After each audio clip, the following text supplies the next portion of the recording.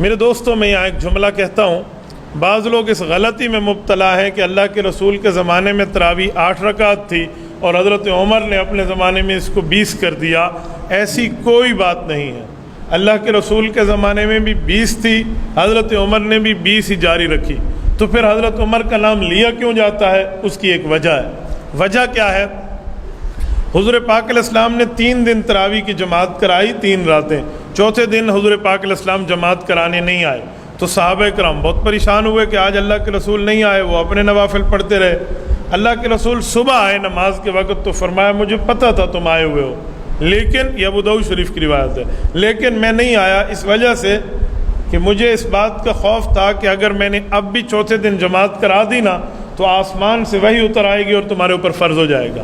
خشیت ان یکتب علیکم، صحیح بخاری میں ہے، مجھے اس بات کا خدشہ تھا کہ کہیں وحی آ جائے اور تمہارے اوپر فرض ہو جائے تو تم مشکل میں پڑ جاؤ گے، لہٰذا آپ گھروں میں پڑھو۔ حضور پاک علیہ السلام نے گھروں میں اجازت دی۔ حضرت ابوبکر صدیق رضی اللہ تعالیٰ کے دور تک یوں ہی چلتا رہا۔ حضرت عمر کا دور آیا تو حضرت عمر رضی اللہ تعالیٰ نے 2-3 کام اس میں شامل فرمائے۔ نمبر 1 فرمایا اب پورا مہینہ مسجد پڑھیں گے۔ نمبر 2 پورا قرآن پاک پڑھیں گے۔ نمبر 3 باجماعت پڑھیں گے۔ نمبر 4 پورا مہینہ پڑھیں گے۔ صحابہ کرام نے کہا امیر المؤمنین یہ کیسی بات ہے؟ حضور علیہ السلام نے تو گھر میں پڑھنے کی اجازت دی اور آپ پورا مہینہ مسجد کی جماعت کے پابند بنا رہے ہیں، وجہ؟ حضرت عمر نے فرمایا جب حضور پاک نے گھر میں پڑھنے کی اجازت دی تھی میں بھی تمہارے ساتھ شامل تھا یا نہیں تھا؟ کہا جی آپ بھی شامل تھے۔ تو کہا اللہ کے رسول نے کیا فرمایا تھا گھر جاتے وقت؟ کہ حضور پاک نے فرمایا تھا کہیں تمہارے اوپر فرض نہ ہو جائے، لہٰذا بہتر ہے کہ گھر میں جا کر پڑھو، وہی اترے گی تمہارے اوپر فرض ہو جائے گی۔ تو کہا ٹھیک ہے۔ اب حضور پاک چلے گئے دنیا سے، پردہ فرما گئے، جی پردہ فرما گئے، وہی ختم ہو گئی، جی وہی ختم ہو گئی۔ کہا اب وہی اتر سکتی ہے؟ کہا جی نہیں اتر سکتی۔ کہا یہی تو میری دلیل ہے کہ حضور پاک نے اشارہ دیا تھا جب تک میں موجود ہوں اور وہی اتر رہی ہے گھروں میں پڑھو، میں دنیا سے چلا جاؤں وہی ختم ہو جائے گی اور ختم نبوت ہوگی تو وہی اترے گی نہیں، پھر مسجد پڑھتے رہنا۔ کہ یہ حضور پاک کا اشارہ تھا۔ صحابہ نے کہا واہ کمال امیر المؤمنین، جہاں آپ کا دماغ پہنچا ہماری سوچ وہاں نہ پہنچ سکی۔ حضرت عمر کے کہنے پر یہ مسجد میں شروع ہو گئی۔ فرق یہ ہے پہلے گھر میں تھا اور اب ادھر ہے، یہ ہے، یہ نہیں ہے کہ حضرت عمر نے 8 کو 20 کر دیا۔ بابا حضرت عمر شریعت ساز نہیں ہے، شریعت پہ عامل ہے، شریعت بنانے والا نہیں ہے، شریعت پہ عمل کرنے والا ہے۔ وہ رکعتوں کو بڑھائے اور گھٹائے کیوں؟ ہمارے ہاں 2 غلط فہمیاں بہت زیادہ چلتی ہیں۔ نمبر 1 یہ کہ حضرت عمر نے 8 کو 20 کیا، یہ بھی جھوٹ ہے۔ نمبر 2 اذان میں الصلاۃ خیر من النوم کا لفظ حضرت عمر نے بڑھا دیا تھا، لہذا صبح نماز میں لوگ یہی کہتے ہیں، یہ بالکل غلط ہے۔ سنن ابی داود میں امام ابو داود سلیمان بن الاشعث السجستانی رحمۃ اللہ علیہ روایت لائے ہیں، یہ رسول اللہ صلی اللہ علیہ وسلم سے لفظ ثابت ہے، اور اللہ کے رسول نے فرمایا بلال سے اذان میں کہا کرو، یہ بہت اچھا لفظ ہے۔ تو ہمارے ہاں یہ الٹی گنگا بہہ رہی ہے، اس غلط فہمی کو صحیح کرنے کی ضرورت ہے۔ تو تراویح یوں ہی چلی ہے، پھر صحابہ کرام کے دور سے لے کر آج تک تقریباً 1300 ساڑھے 1300 سال ہونے کو ہے، امت آج تک تراویح پر قائم ہے، کم از کم 20 رکعت ہے، اور زیادہ فقہ مالکیہ میں تو 36 ہے۔ آپ کہیں گے 36 کیسے ہے؟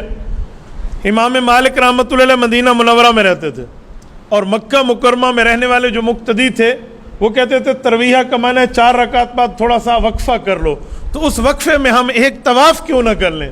وہ ایک طواف کر لیتے، پھر اگلی 4 رکعت، پھر 4 رکعت پوری ہوتی، پھر ایک طواف کر لیتے، پھر اگلی 4 رکعت۔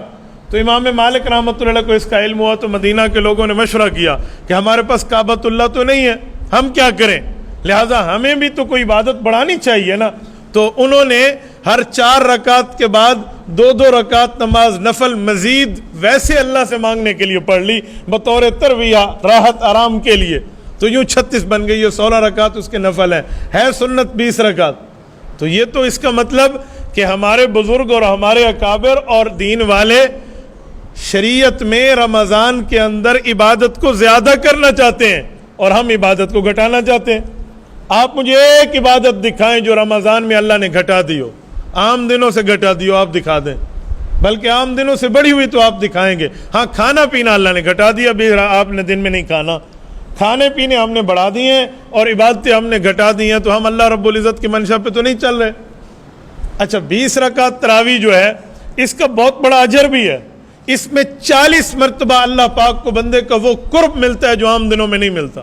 40 مرتبہ سجدہ قرآن کریم میں ہے نا، سجدہ کرو اور میرے قریب ہو جاؤ، تو سجدے سے اللہ کا قرب ملتا ہے، اور 40 سجدے اس 20 رکعت میں ہمیں میسر آتے ہیں۔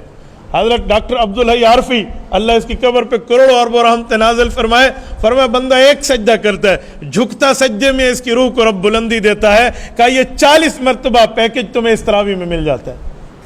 بڑے بندوں کی بڑی باتیں ہوتی ہیں، تو میرے دوستو یہ ہمیں بالکل مس نہیں کرنا چاہیے، اور ہم باقاعدہ پڑھیں یتقون علی اسیہم۔ امام مالک فرماتے ہیں صحابہ کرام میں کچھ بوڑھے حضرات آتے اور اگر کھڑے ہو جاتے تو کھڑے ہو کر نماز پڑھتے، ورنہ اپنی لاٹھی پر ٹیک لگا کر تراویح میں ٹھہر جاتے۔ ہاں جب بالکل بیماری ہو بندہ نہ ٹھہر سکے تو پھر بیٹھ کے پڑھنے کی بھی اجازت ہے، لیکن ہمیں اس پر دل سے کچھ سوچنا چاہیے۔ تبارك الذي نزل الفرقان على عبده ليكون للعالمين نذيرا